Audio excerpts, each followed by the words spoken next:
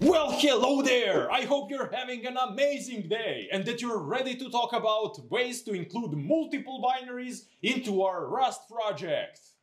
So, our topic for the day is not so simple, it's not so basic, it's more of an advanced topic, but I wanted to cover it because we're going to use it probably in our future videos because it's very useful to use multiple binaries in a single project when you're learning about Rust. I do not want you to feel confused when I use multiple binaries in a single project. Binary, you say, huh?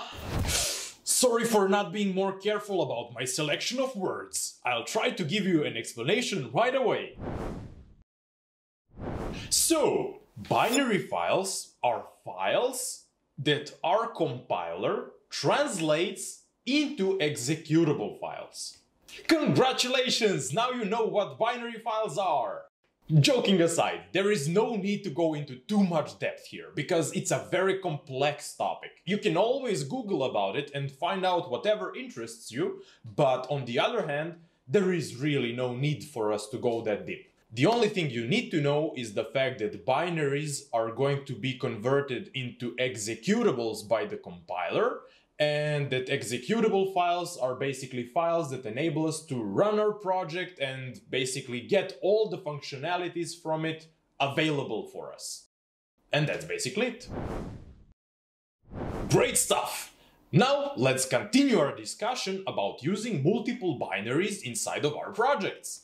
We will be using this option because it enables us to have multiple separate logical units inside of our project. I know it doesn't sound that simple, but it really is. It's just having more than a single instance of a program that does its separate thing. So you can have multiple programs for your exercises which are completely separate from each other. They do not share any common functionalities or common goals, so to say, and that is why they have their own separate binaries. You can also have multiple binary files in very complex projects when you want to get separation of concerns, so to say. But for us, in our case, because we are just starting out with Rust, we are going to use it for separating basic exercises from each other.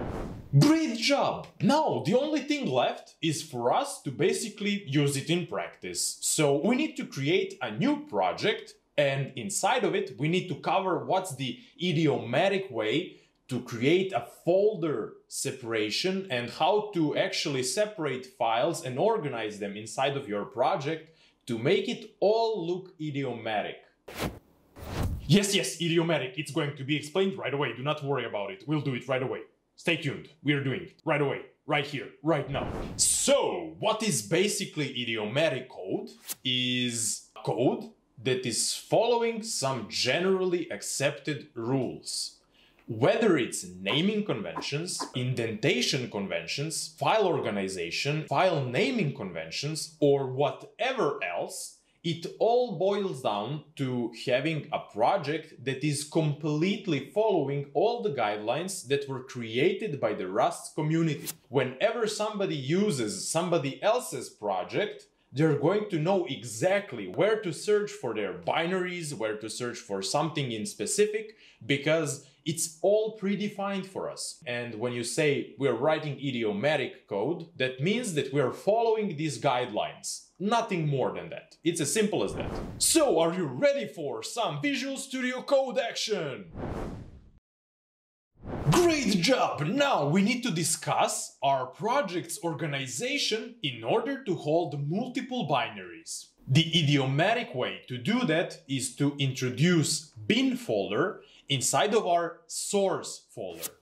And inside of the bin folder, all the files that we add are going to be regarded as binaries. I mean, they should be if we want to be idiomatic about our project organization. Let's give it a try. Okay, we're going to name it test bin, just for example. And inside of it, we need some code. We need the main function. You can see that we are getting a warning because I have error lens enabled and it figures out immediately that we are missing a main function inside of the file. And because of the fact that it knows that it's inside of the bin folder, it immediately figures out that it's probably supposed to be a bin file, and that's why it expects a main function. If we created a new file somewhere outside of bin folder, it would not expect a main function. You can add anything at all into other files, but here it does, because it knows the idiomatic way of the project organization. So let's paste the main function from the main RS file and let's introduce some changes, just so we know what we're working here. So let's add hello from the library, just so we would know that we are getting this message from our binary file. And there are two ways to run our binary files. There is the explicit one using the command, so we introduce something new to our cargo run command, and the other one is to add a specific section inside of our cargo TAML file and specify the go-to default file that is going to be run every time we run cargo run command. Oh, that was a mouthful. Okay, let's go with the explicit one. We're going to run cargo run command exactly the same way as we would regularly, but also we're going to add --bin and then specify the name of the binary that we want to run. When we have done that, let's hit enter. Let's hope for the best that we get the message we want. And yes, score! We got our message here. We got our hello world from the library. And that is what we were expecting. If we ran the official cargo run command, we would get hello world without from the library part. So that means that our job here was a successful one. As I already mentioned, there is another approach here, and that is to introduce a new section inside of our cargo TAML file where we're going to specify the name of the default binary that is supposed to be run. We are not going to cover it here, but we will definitely do that in our future lessons, so do not worry about that. I just want you to know that you have additional options, you have an alternative approach here. So, awesome job there! I hope that right now, multiple binaries inside of a single project is nothing to be afraid of. Congratulations! I hope that right now you are no longer scared of binaries and multiple binaries inside of your Rust project. I would say that this was a very productive video for you and you can get a lot of value from it. So there is only one thing left, and that is to tell you what we are going to talk about in our next video.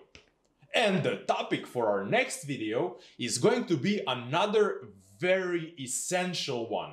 We're going to talk about the main function of our Rust program. We're going to talk about the entry point for every single Rust project we're ever going to build.